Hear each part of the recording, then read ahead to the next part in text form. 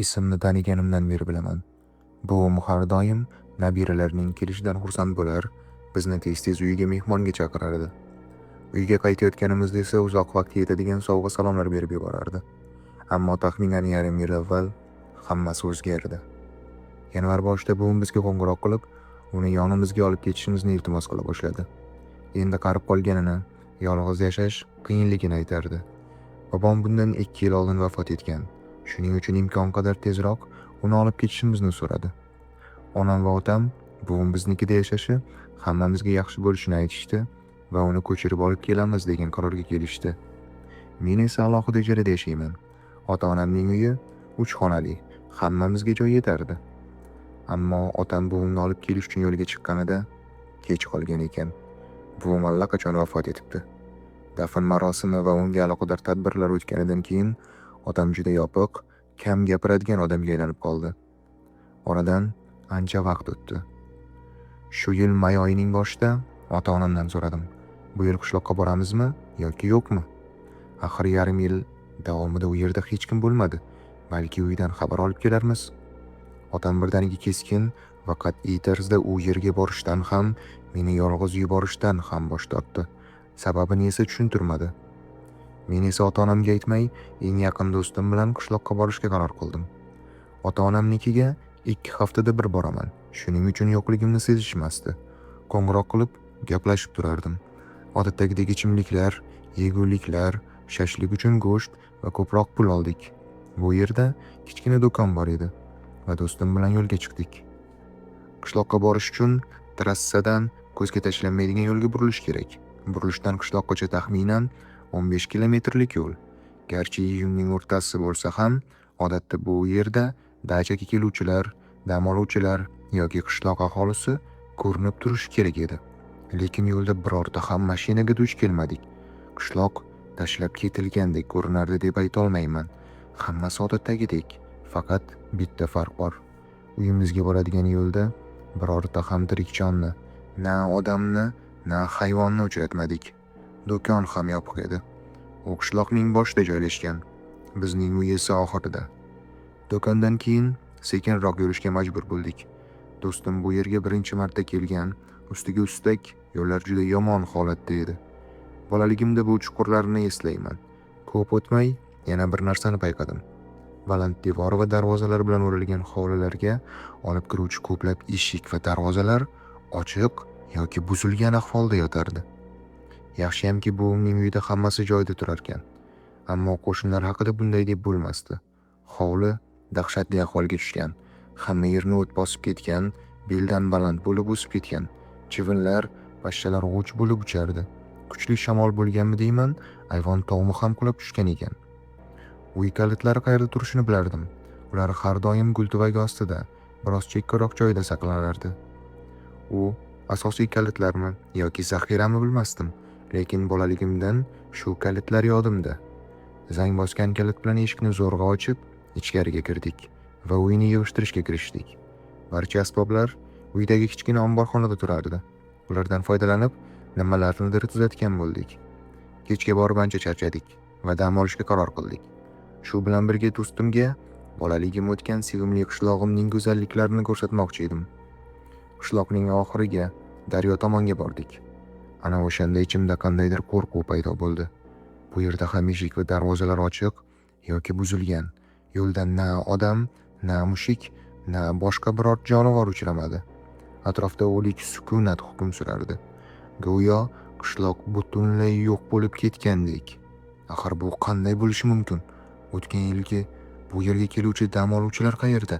Qishloq bo'ylab quvnoq yigitlar, kulib yuradigan qizlar qayerda qoldi deb o'ylardim.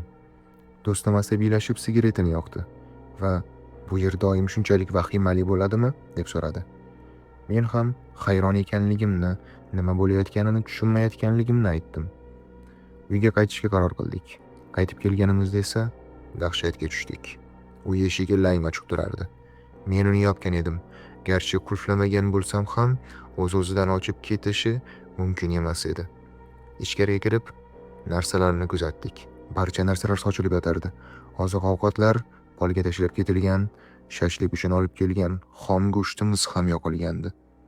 O'sha payt ichimda qaysi tuyg'u ustun bo'lganini bilmayman. Qo'rquvmi yoki g'azabmi? Bir tomondan asabim buzilardi, bir tomondan nima bo'lyapti o'zi deb o'ylay boshladim. Boltani olib butun uyni, hovlini, hatto qo'shnilar tomon devordan oshib qarab chiqdim. Lekin mehmonimizdan asar ham yo'q edi. Avvallari qo'shnilar bilan unchalik yaqin emasdik. Ular keksa insonlar edi. Nabiralari esa 10 yoshlardagi bolalar. Ularni kamdan kam ko'rardim. Bu safar ulardan biror narsa ko'rishganmi, yo'qmi deb so'rashga qaror qildik. Do'stim uyni qo'riqlab qoldi. Men esa tashqariga chiqib ketdim. 1 soatdan keyin qaytib kelsam, eshik ichkaridan qulflangan ekan. Eshikni taqillatdim. "Ey, bu menman, eshikni och." Ichkaridan eshik tirgagining ovozi eshitildi va eshik ochildi. Ichkarida do'stimning qo'lidan stul ko'targan holatda ko'rdim. Go'yo kimnidir urishga hozir turgandek. U og'ir nafas olar, rangi oqarib ketgandi. Biz yana eshikni ichkaridan bolt bilan berkitdik va xonaga o'tdik. Kech tushayotgandi. Chiroqni yoqmaslikka qaror qildik. Men chuqur nafas olib, shu 1 soat ichida ko'rganlarimni do'stimga aytib berdim. Taxminan 20 ta hovlini aylanib chiqdim, lekin birorta ham odam yashayotganiga oid belgi ko'rmadim. Hamma hovlilar o't bosib ketgan. Go'yo anchadan beri bu yerda umuman hech kim bo'lmagandek. Ba'zi uylarning eshiklari buzilgan, ayrim binolarning tomi qulab tushgandi. Ishonchim komilki, o'sha paytda ikkalamiz ham shu zahoti qishloqdan chiqib shaharga qaytishni xohlardik. Ammo qorong'u tushib bo'lgandi. Men mashina hayday olmasdim. Do'stim esa qorong'uda haydashga o'rganmagan. Tez charchaydi, ko'z oldi xiralashadi. Shunda u men yo'q paytimda nimalar ko'rganini aytib berdi. Men sen ketganingdan keyin ehtiyot chorasi sifatida eshikni qulfladim va sochilib ketgan narsalarni yig'ishtira boshladim. Birdan hovli eshigi ochilganini eshitdim. Hayron bo'ldim. Nima? Shunchalik tez qaytdimi deb o'yladim. Shu zahoti kimdir uyga kirishga urina boshladi. Men ortga chekindim. Chunki hovliga kimdir endigina kirgan edi. Sen bunchalik tez uyga qaytib kelishing mumkin emas. Eshikni taqillatishmadi. Kimdir shunchaki tutqichni jahl bilan tortib ichkariga kirmoqchi bo'ldi. Tutqich tinimsiz qimirlayotgandi. Men qo'limga kursini oldim. Shu payt yana hovli tomondan kirish eshigi g'ichirlab ochildi va yopildi. Birdan butun atrof jim bo'lib qoldi. Keyin yarim soatdan so'ng sen kelding. Demak, sen yarim soat davomida shu stulni ko'tarib turdingmi koridorda? Deb so'radim. Do'stim indamay bosh irg'adi. Shu payt uy oxiridagi mening eski yotoqxonam tomondagi derazaga qattiq zarba kelib tushdi. Biz bir-birimizga qarab qoldik, lekin hech qaysimiz tekshirib ko'rishga jur'at eta olmasdik. 1 soat o'tdi. Biz qimir yechishga ham qo'rqib, sukut saqlab o'tirardik. O'sha zarbadan keyin boshqa hech narsa bo'lmadi. Faqat bir-birimizning og'ir nafasimizni eshitib o'tirardik. Gaplashmadik. Do'stim nima o'ylayotganini bilmayman, lekin men faqat bitta narsani o'ylardim. Tezroq tong otsin. Tezroq bu yerdan ketaylik. Tezroq kun yorishsin, tezroq chiqib ketaylik va bu yerlarga boshqa qaytmaylik. Birdan mashina signalizatsiyasining ovozi eshitildi. Do'stimning mashinasi hovlida turardi, lekin u yerda daraxt yo'q.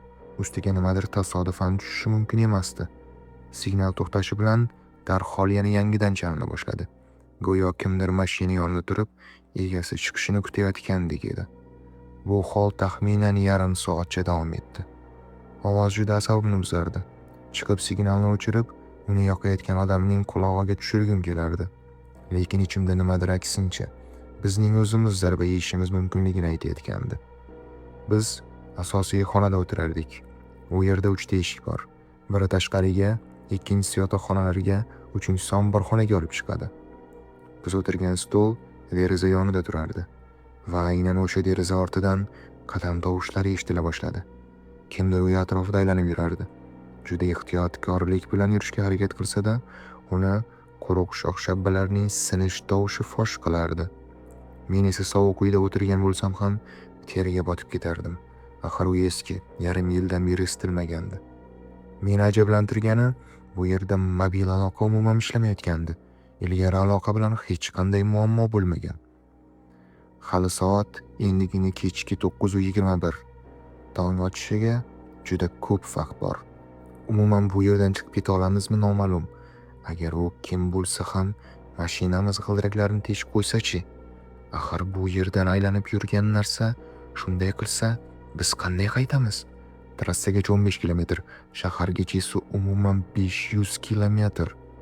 Nima bo'ladi agar u g'ildirakimizni teshib qo'ysa? Deb do'stim ham so'radi. Bir payt devor ortidagi shitirlashlar to'xtadi. Shamol ovozi eshitildi. Tomga nimadir urila boshladi. Yomg'ir boshlagandi. Uzoq momaqaldiroq chalindi. Bo'ron ko'tarilayotgandi.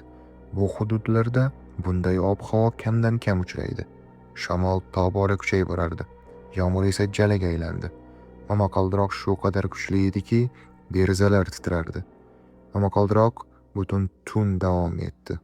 Agar kimdir u atrofida yurgan yoki hatto yaqinimizda bo'lgan bo'lsa ham, biz yomg'ir va bo'ron shovqini tufayli uni eshita olmasdik. Bu tun abadiydek tuyulardi, lekin baribir tugadi. Faqat tong otishga shoshilmasdi. Biz asta-sekin koridorga chiqdik. Biz o'tirgan xonada derazalar qalin pardalar bilan yopilgan, tashqari ko'rinmasdi. Koridordagi derazalardan tashqariga qarab boshladik. Tashqarida qalin tuman borligini ko'rdik.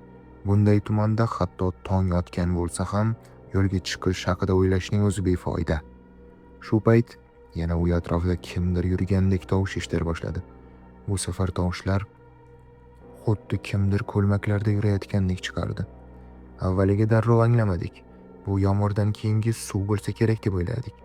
Birdan kimdir yugurib kelib, kirish eshigiga bor kuchi bilan urilgandek bo'ldi. Eshik larzaga keldi. Lekin u qalin eman yog'ochidan qilingan, ichkaridagi mustahkam bolt ham uni ochilishiga yo'l qo'ymasdi. Yana bir necha marta shunday zarbalar bo'ldi. Keyin yana sukunat. Yuragim xuddi hozir yorilib ketadigandek yoki ko'ksimdan chiqib, u dahshatli joydan qochib ketadigandek bo'ldi. Bu nimasi edi? Manyakmi yoki boshqa nimadir? Bilmayman.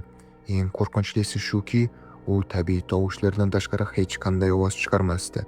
Na xirillash, na ingrash, na uvillash. Faqat oyoq ostidagi quruq shoxlarning sinishi, eshikni ochishga urinish va signalizatsiya ovozi. Qanday qilib tush vaqti bo'lganini ham eslolmaymiz. Tashqariga yana quyosh chiqdi. O'sha narsa bizning eshikni buzib kirishga urinishlaridan keyin quloqlarim shang'illab turardi. Ko'zlarim xiralashgan, nafas olish qiyinlashgan, boshim og'rirdi. Ehtimol qon bosimim ko'tarilgandi. Biroz o'zimga kelganimda tashqarida tuman yo'qligini ko'rdim. Biz do'stim bilan yarim soatcha jim o'tirdik. Hovlidan hech qanday tovush kelmayotganini tingladik. So'ng iloji boricha sekin eshikni ochishga qaror qildik. Eshikni do'stim ochdi. Men esa ikki qo'lim bilan boltani mahkam ushlab, har lahza hujum qilishga tayyor turardim. Hovlida hech kim yo'q edi. Biz ehtiyotkorlik bilan tashqariga chiqa boshladik. Chiqish darvozasiga yaqinlashdik. Yomg'irdan keyin eshiklar g'ichirlamasdi. Shuning uchun biz bor kuchimiz bilan mashinaga qarab yugurdik. Do'stim mashinani ishga tushirdi va biz yo'lga tushdik. Eshikni ochiq qoldirganimizni va narsalarimizni u yerda tashlab ketganimizni faqat katta yo'lga chiqqanimizdan keyingina esladim. Trassagacha bo'lgan 15 kilometr davomida men qo'limda bolta bilan o'tirdim. Faqat yo'lda o'nlab mashinalarni va tirik odamlar yashaydigan joylarni ko'rganimizdan keyingina o'zimizni biroz bosdik. Biz tirik edik. U yerdan chiqib keta oldik. Shaharga qaytish deyarli bir-birimiz bilan gaplashmadik. Do'stim bilan xayrlashib, uyimga kirdim va dushanbagacha uxlabman. O'sha voqealardan beri hali bir hafta ham o'tmadi. Lekin do'stim bilan qandaydir yaqinlashib qolgandekmiz. Har kuni ko'rishamiz, ammo o'sha safar haqida gapirmaslikka harakat qilamiz. Ota-onamga bu safar haqida aytmadim. Faqat otamdan yana bu yoz qishloqqa boramizmi deb so'rab ko'rdim. U darhol jiddiy tortib, u yerga borishning hojati yo'q. Uy xotira sifatida tursin. Sotmaymiz ham, o'zimiz ham bormaymiz dedi. O'sha qishloqda nima bo'lganini bilmayman. Internetdan ham hech qanday ma'lumot topolmadim. Faqat bitta narsani aniq bilaman. Agar kimdir meni yana o'sha uyga kirishga majbur qilsa ham, hech qachon bunga rozi bo'lmasdim. Ko'proq shunday hikoyalar chiqishini xohlasangiz va kanalni qo'llab-quvvatlashni istasangiz, kanalga obuna bo'ling, like bosing, izoh qoldiring.